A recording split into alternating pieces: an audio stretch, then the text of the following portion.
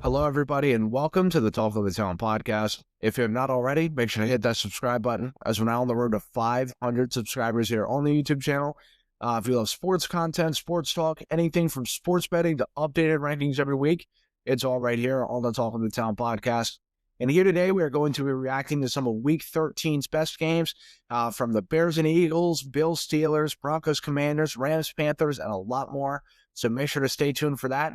And let's just get started with the Bears and Eagles on Black Friday, 24-15. Chicago now with the number one seed in the NFC. If you would have told me for 13 weeks, the Chicago Bears, hell, even the New England Patriots would have the number one seed in the NFC and the AFC, I would have probably told you you're on drugs. Just pretty crazy to think that that's the reality right now we're living in through 13 weeks in the NFL. But look, I'll say that with the Bears pulling off this win over the Eagles, this team is the real deal. And I've been a little bit hesitant to say so in terms of them being a Super Bowl contender. Look, I've been saying I think the Bears can maybe make a little noise in the playoffs, maybe sneak in, get in there at 11-6, maybe win a game, maybe two. But I think this team could legitimately make a run at the Super Bowl. And one of the things that's kind of made me think that, especially with their win over Philly and just over really this winning streak they've had so far through 9 weeks, 10 weeks or something like that. I think they're on like a 9-game winning streak. That their scheme, the scheme Ben Johnson styling up here with them running, they have the number one rushing offense in the NFL.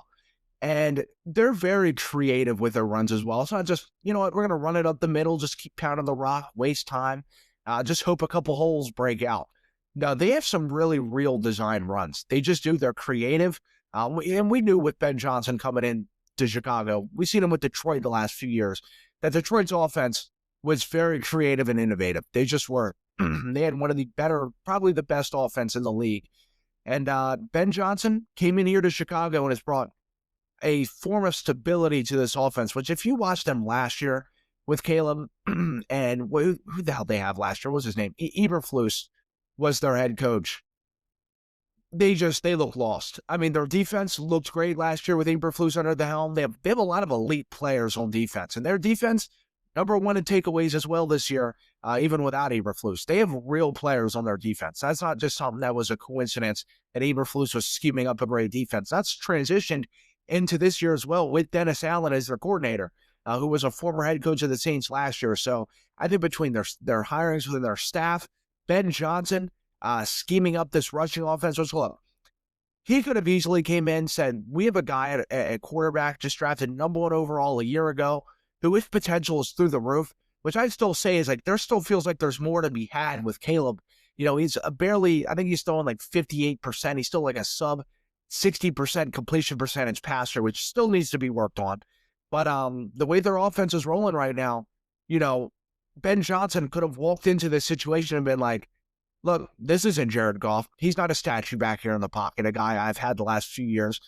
This is someone, hell, we can sit here and run back and forth with the pocket, dodge guys. He's like unsackable back there. Inconsistent throwing the ball, but he's a highlight reel back there as well. But he didn't. He said, while the marriage between these two still seems a little weird, this relationship between these two, like I still feel like if Ben Johnson could have his choice to have another quarterback, he would definitely pick another quarterback. I feel like I still feel like that's not his guy 100%, but he's making it work, and they're gonna make it work. I look at this team, and when you think of January, February football, especially in Chicago, if they do manage, look, they have a tough stretch of games to round out their season. Whether or not they can keep up the pace to be the number one seed or not is very up in the air. Like I mentioned, they have a couple of really rough games coming up here on their schedule. I think they play Green Bay again. They play Detroit. I mean, they've got a bit of a juggernaut here. So if they can just win two more games, and they're in a position to where if they just go 2-3 over this next stretch or something like that, they'll finish 12-5 still. I mean, even if, like I mentioned, they finish under 500 these next 5 games, they're still in a great position. They're definitely going to make the playoffs at 12-5. You could even argue if they lost out and went 10-7, they'd probably still make the playoffs. So they're in really good shape. So, and I think their formula in terms of them in January where, even if they're not just playing in Chicago all the time, let's say they do end up with the number one seed, they're going to play in cold, windy, snowy, rainy weather. They're not going to ask much of Caleb, to whereas if their offense was them asking Caleb to throw 40 times a game, 50 times a game, and be this highlight reel, that formula wouldn't work in Chicago, especially in January when it's windy as hell.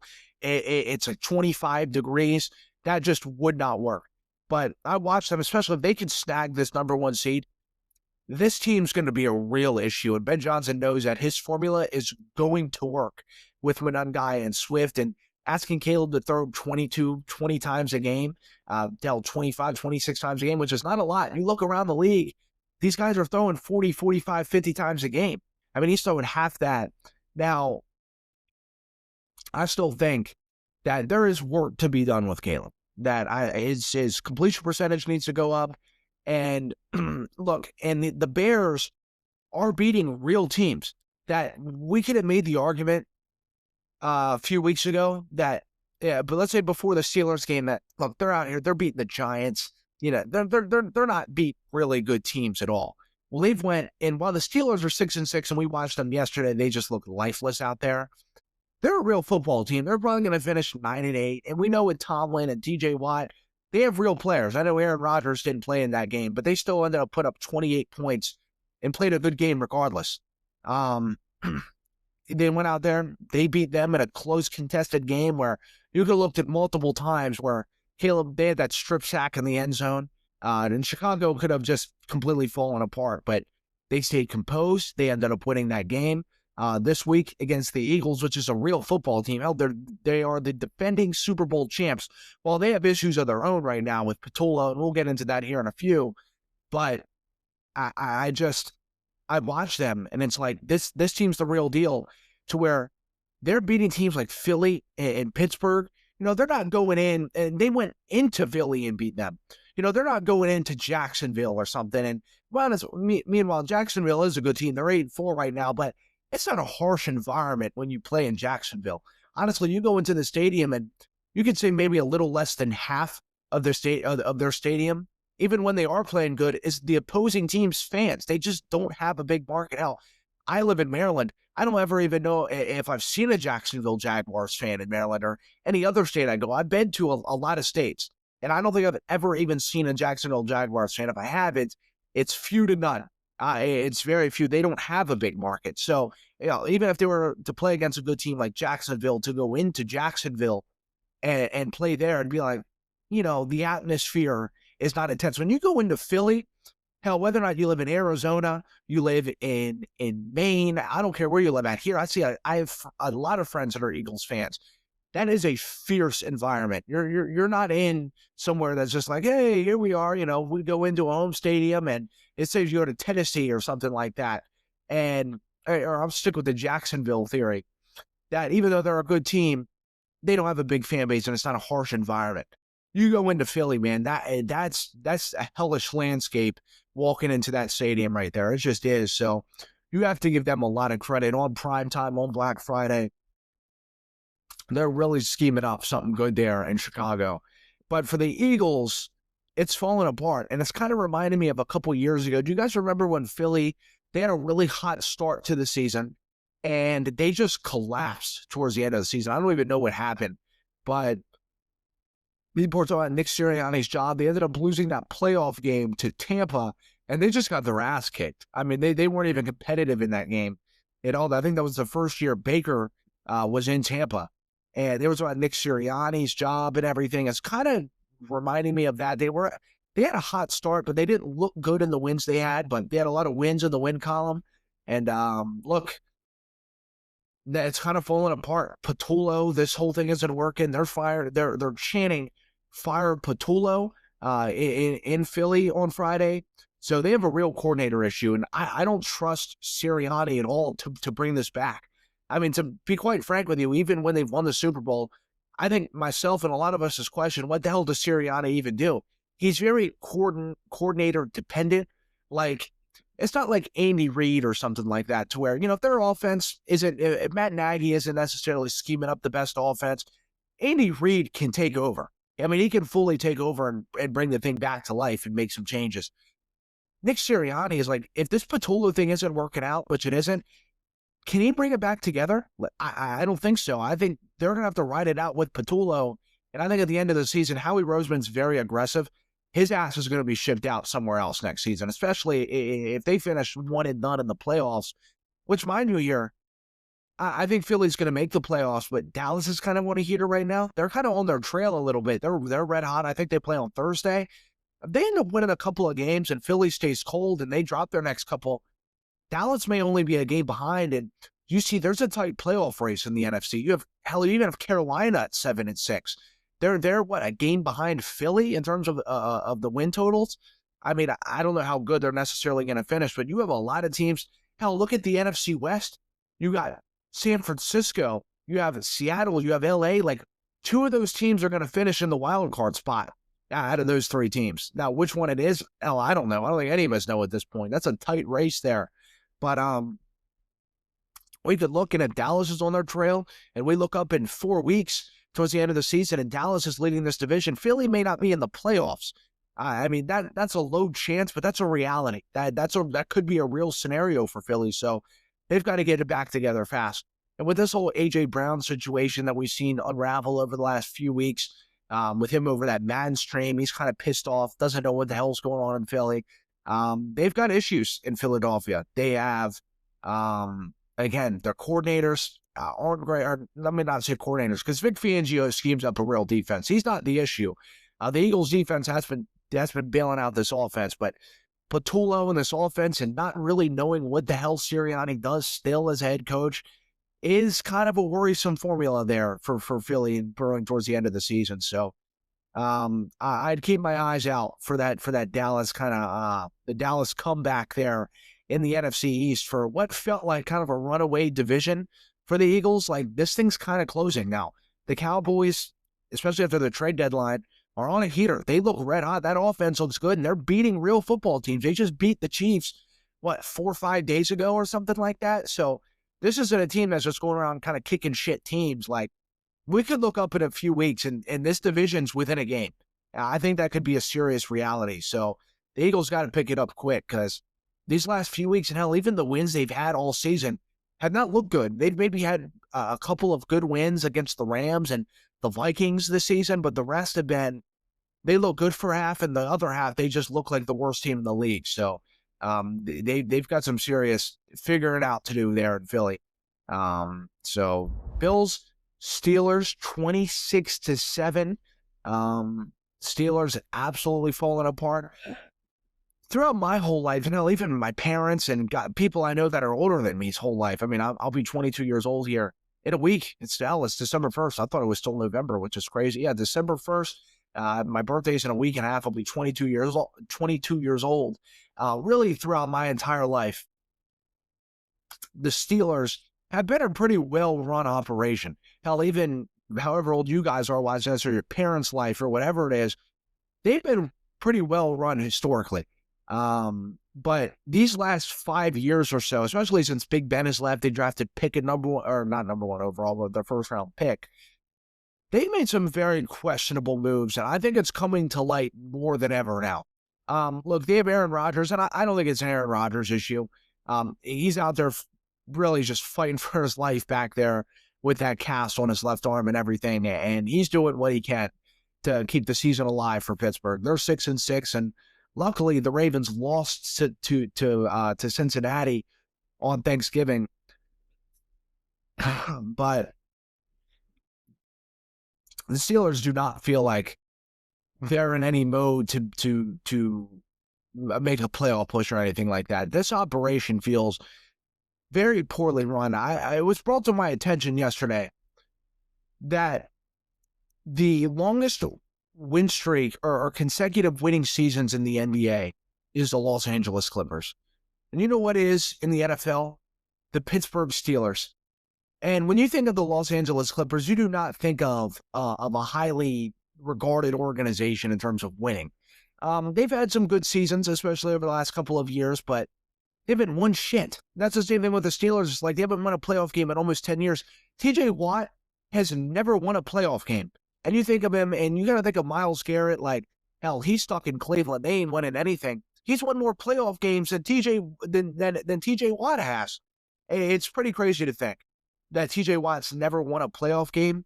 And the Clippers and Steelers, I was kind of doing some comparisons, are like the same organization right now. That take away the Steelers' history, they have 6 Super Bowls. If you take away 5 of them, you probably win. You think of Pittsburgh a lot like the Clippers. Like, hell, this organization, they win games, but like no one takes them serious. No one. And people took the Clippers serious a few years ago. Like, they have some good years, but when they had traded for Paul George and Kawhi Leonard, like, they looked pretty good. Now they're one of the worst teams in the NBA. I think they have like 5 or 6 wins or something like that. They're just an absolute clown show. And they have a very old, aging roster. Players are paying a lot of money to. And that's what I feel like the Steelers, like, these two franchises are like within the same scenario right now.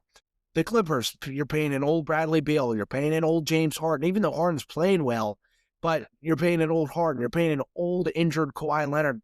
You're piling up guys like an old Brook Lopez. Sorry, my phone's ringing. But an old Brook Lopez, an old Chris Paul. You traded for John Collins, who is maybe an average player at his best now. Like, you just look at their team, it's like you're just piling on old player after old player. Look what the Steelers are doing. They're piling on an old Jalen Ramsey. Like guys like Deshaun Elliott. I mean, you pay an old TJ Watt, you trade for DK Metcalf, who is an above average receiver on his best day anymore. Like, you just look, and guys like Cameron Hayward, look, and you can't necessarily blame these guys. You want to hold on to old vets, but their whole team feels old as hell. Aaron Rodgers, like, these two teams feel like they're within the same scenario right now, to be completely honest with you. I'm just looking at it, it's like, oh my God. Like, these two teams are really similar, and the Steelers just do not do business how they used to. Again, the DK Metcalf trade, look at the way Pickens is playing right now, and you could have Pickens for next to nothing, and he's one of the best receivers in football. He's honestly playing better than CeeDee Lamb on Dallas. Look at how much money they're paying CeeDee Lamb over there. And Pickens is playing out of his mind, and you have DK Metcalf, who is limping around and just doesn't look good. Like he looks okay, but they're paying him $140 million and trading a second-round pick for him. I mean, the operation in Pittsburgh is just bad. Like, you look at their roster, they have the most expensive defense in the NFL. Their defense isn't worth a damn. Like, sometimes you look up and they have a good performance, but that's based on the performance of TJ Watt. If TJ Watt isn't back there wrecking the game, the defense does not look good. They are solely reliant on one person on defense and offense. Like, if TJ Watt, again, is not game-wrecking the game, the offense doesn't look good because they're not getting the ball 5 extra times a game, which is him forcing turnovers, forcing fumbles, strip sack of the ball. So Steelers have a real issue in terms of the roster building. I think it goes deeper than Tomlin. I think they have the ownership issue, the GMs. Like, it's not good. I can say the same for Buffalo. Now, not necessarily the same all the way for Buffalo. Like, I think Pittsburgh is in a way worse spot. But Buffalo's GMs, or GM, what's his name? Hell, I forget his name now for some reason. I don't know why. But he looked like Keon Coleman, they drafted basically in the first round. They drafted him with the 33rd pick last year.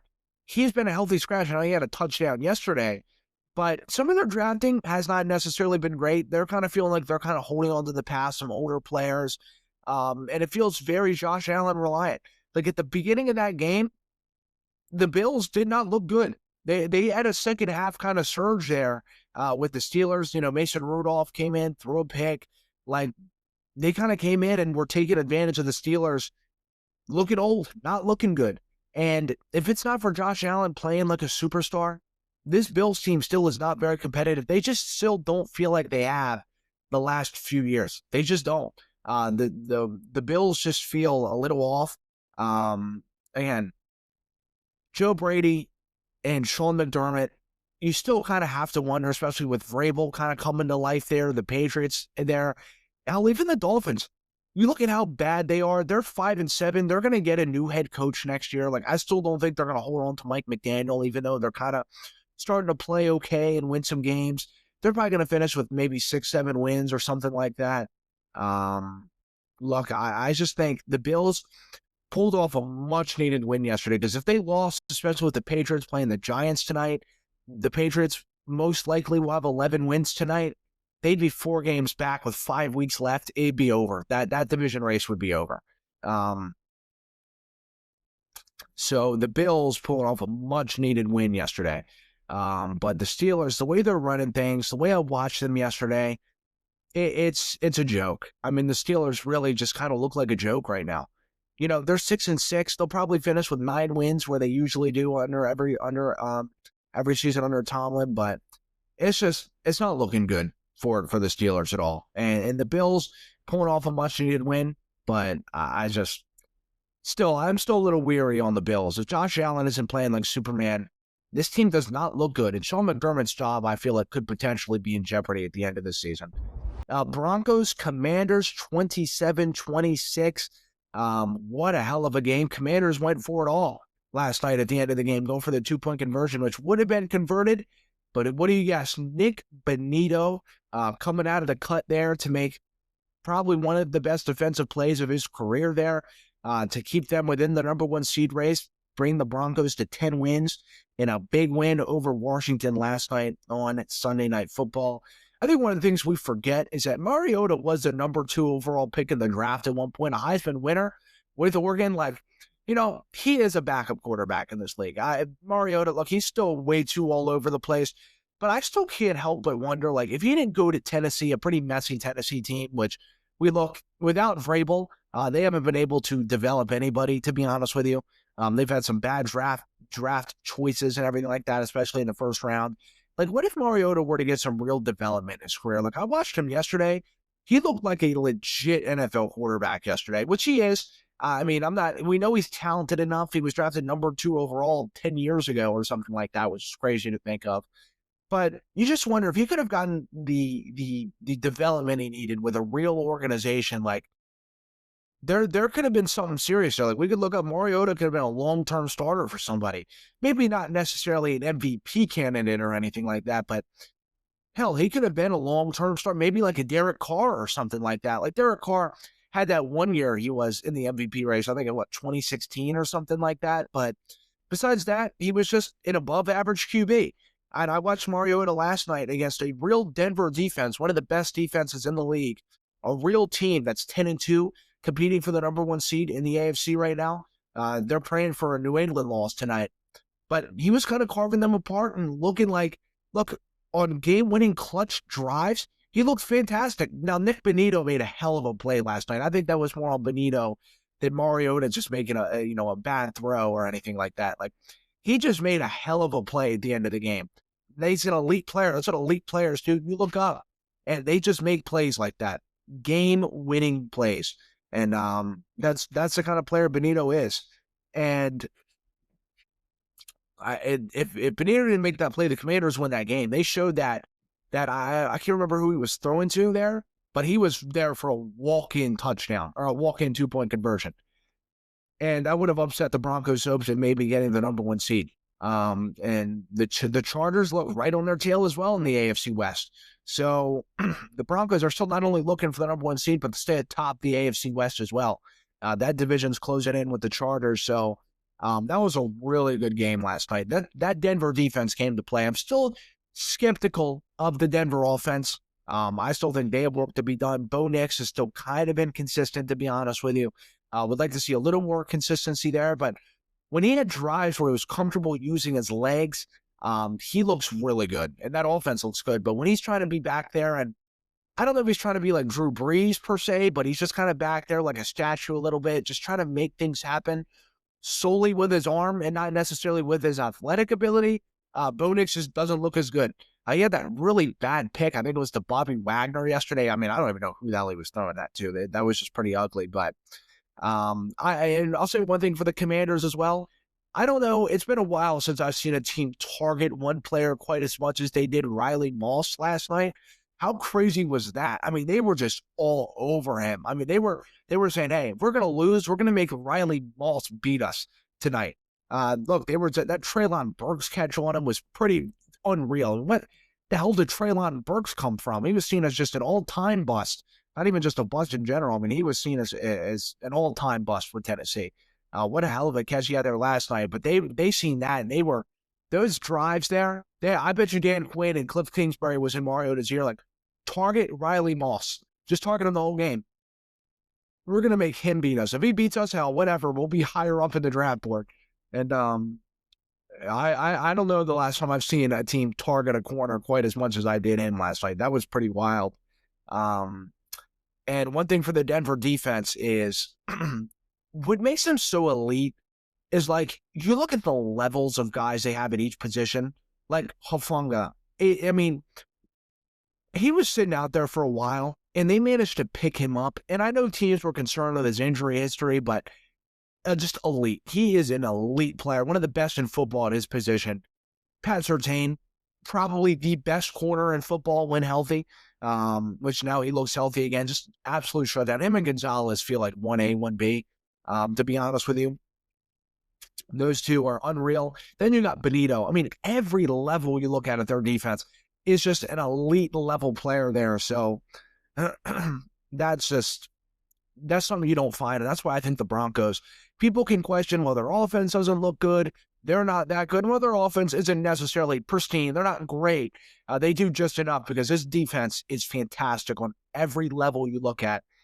And this showed last night, especially with that Benito big play against Washington there. Rams-Panthers 28-31. Panthers with the biggest upset of the day, I'd say there. Pulling off a massive win, really kind of shocking. Maybe Matthew Stafford's MVP hopes, depending on how well Drake May plays tonight, made him turn over the ball a couple of times. They had the big fumble at the end of the game there, made Stafford throw a pick six, another interception at the beginning of the game. Panthers took advantage of it, and I watched the Panthers last week against the 49ers. Hell, do they create a lot of turnovers or what?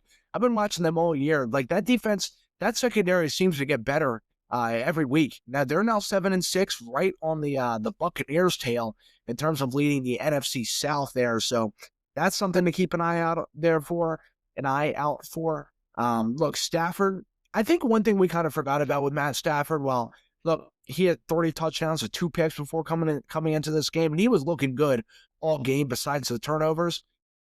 Really, his whole career, Stafford is prone to dropping some stink bombs. And that's kind of what he did yesterday. Some really bad games. Like, we looked, I was like, shit, what the hell was that? And that's kind of what Stafford had yesterday. He's like, he is prone to some really bad games. And he had that yesterday. Look, they've been on a heater. They've been here, look, number 1 team in the NFL, which respectfully so they have been on defense and everything. Bryce had some really clutch throws yesterday as well. Those 4th down throws he had to Coker and Leggett were elite throws. I mean, they were elite in the bucket for touchdowns. Those were pretty incredible. You have to give Bryce a lot of credit to where he may not be consistent. You're hoping he can build some consistency in his career. Bryce is going to have himself a career. I mean, he is. He's going to be a starter in this league for some time. You're going to look up and like I mentioned with Stafford, he's not ever going to be nearly as good as Stafford. But you're going to look up and be like, what the hell was that? What's this game Bryce Young just put up? Which is what I thought with the 49ers last week. Quick, I remember the game before that against Atlanta. He put up a franchise high in yards. He went through for 500 yards against the number 1 passing defense in the NFL. That's why when people were talking about Bryce last week, like, this kid's not going to make it in the NFL. I was like, he might be inconsistent, but he can play. I think, look, everything has to be right around Bryce for it to work. The run game has to be right. The play calling has to be right. He's not going to be a guy that can just go and carry the team on his back like an Allen or a Lamar or a Mahomes. But if everything kind of falls right around him, like, he can win. This guy can win games. And they're doing that this year. They're 7-6, and I wouldn't say the Panthers have an elite team. They're only a game behind Philadelphia in terms of wins. It's pretty crazy to think of. So he had some really clutch throws yesterday. Finally, Dave Canales, what he didn't do against San Francisco is call the run.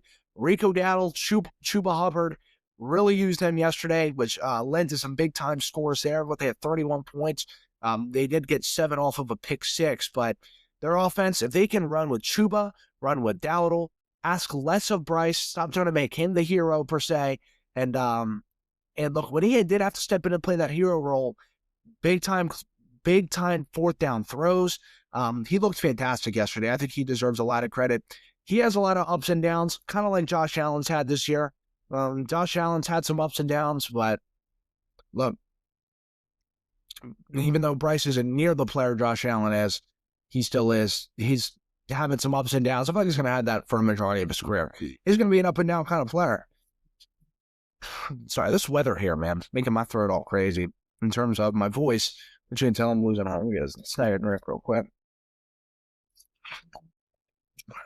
Man. Yeah, I'm losing my voice here. This weather's killing me, but the Rams, their secondary hasn't necessarily been great this year, but Emmanuel Forbes was being targeted a good bit yesterday. And meanwhile, he's looked a lot better than he has throughout his whole career. But he still has some worrisome. There's some worrisome moments on LA. Let's just say that. Just want to talk about Giants and Pats tonight as well. Monday Night Football. Make a couple of predictions here. Thank God the Pats are at home, because I think if the Giants were at home, I think the Giants might pull off an upset tonight. After watching the Commanders and Broncos and the upsets on primetime, there has definitely been. I'd definitely be a little worried. The Giants are a feisty team. They are like a 2-win team, but they're a feisty team. This isn't some team you look up and it's like, hell, this team just gets smoked like New Orleans or Tennessee. Like, they just suck. No, they're a feisty team. They have good players. They just lack the coaching department. Again, Daboll's fired. They have an interim head coach. So something to keep an eye out for. Dart comes back tonight, but thank God the Pats are at home. They are suffering some injuries now. They're kind of getting the injury bug. And those players will be back in terms for the first week of the playoffs, maybe even week 18. But those players will be back. But as of now, they're missing Campbell. They're missing Milton Williams. Harold Landry kind of dealing with an injury. So there are some guys banged up. Jared Wilson, their starting guard, out this game. So definitely some injury concerns there in this Pats and Giants game tonight. But I think the Pats will win, but it'll be close. This isn't going to be a game where we look up it's 28-0 at half. This is going to be a close game, probably kind of reminiscent of that Broncos and Commanders game from last night. So definitely keep an eye out for a close game there. Giants are feisty. Dart's back. They kind of won some wins, especially being eliminated. I think they were the first team eliminated from the playoffs this year. So they've been competitive, very competitive with teams. So keep an eye out for that. I'm going to predict Pats 28-24 over the Giants tonight on Monday Night Football. So keep an eye out for that. That's all I got for today, y'all. Be back tomorrow with my updated Power Rankings Top 10 Tuesday tomorrow, so make sure to keep an eye out for that. Got some new segments coming up this week as well, so keep an eye out there. Again, I apologize for my voice being a little cracky today. The weather's just really annoying where I live at. It was 60 degrees like a week ago. Now it's 30 degrees. So, I'll see you guys tomorrow. Everyone, take it easy.